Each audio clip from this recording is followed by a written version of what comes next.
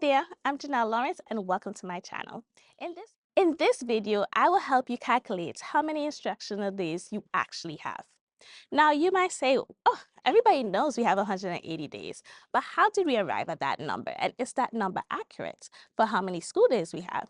And then, did you take into account all the days where you're not providing instruction? Maybe there's a field trip, assembly, you might have to do a reteach, review for your exams or something like that, exam days. So how many actual instructional days do we have? Well, keep watching. Well, how do we arrive at the 180 calculations to begin with? Well, most schools meet for 40 weeks a year. I know mine does. If yours is different, you can do your calculation slightly different. But I know my school, we meet for 40 weeks a school year. And I meet with my students 5 days a week, or my school is open 5 days a week. So 40 times 5 equals 200.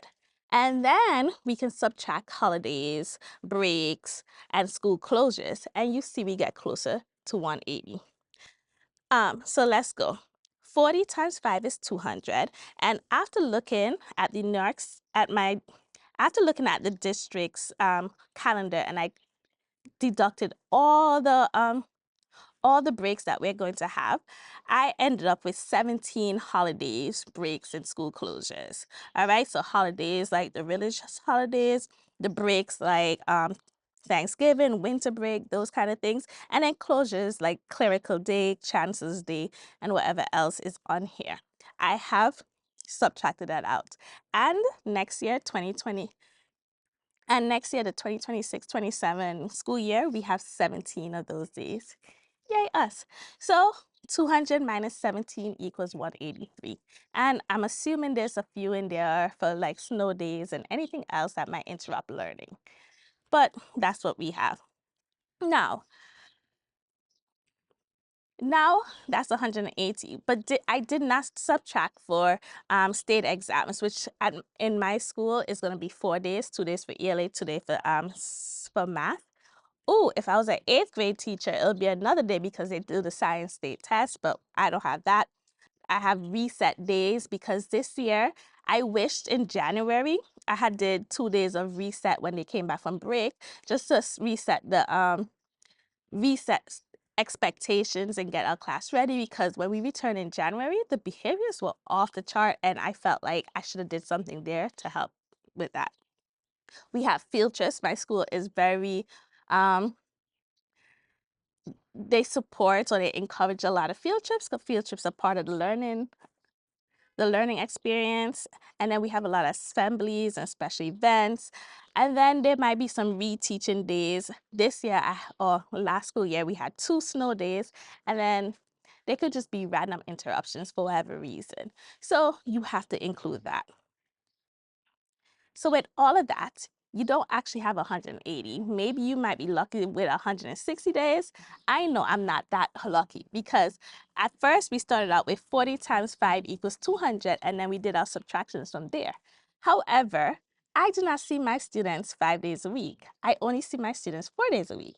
So my subtraction already starts different, or my school count already starts different.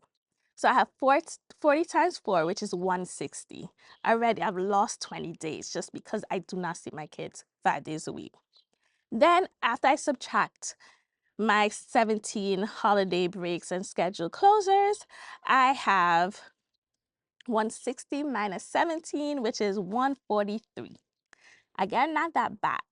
However, I'm also going to deduct 28 buffer days. And why do I have 28 buffer days?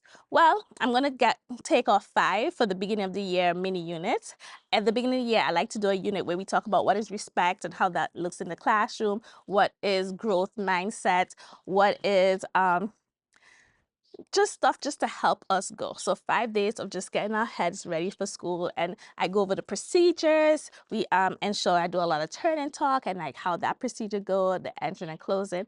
So those are the 5 days of back to school. In other years, I've done two days, but I felt like 5 might be the right one for my students. Then I'm going to take away the 4 state exam days, as I said before. I'm going to take 2 for reset, as I said before. Field trips, let's say we're encouraged, every department is encouraged to plan at least one field trip a year. So, so let's say 4 for the core. I think art should do 1, so that's 5. Uh, Field day, I'm gonna put that on the field trip. That's 6, and then maybe 2 fun ones. But let's say about 8 field trips will be happening next year. Assemblies and special events. I think if my school had their way, they'll do one every month, but then teachers will complain. There's not enough time for curriculum. So we do one every other month. So I'm gonna take away 5 for that. Me personally, I do not believe in reteaching, so there will be no reteaching days. I just move on with my curriculum. And then I added snow days and random interruptions.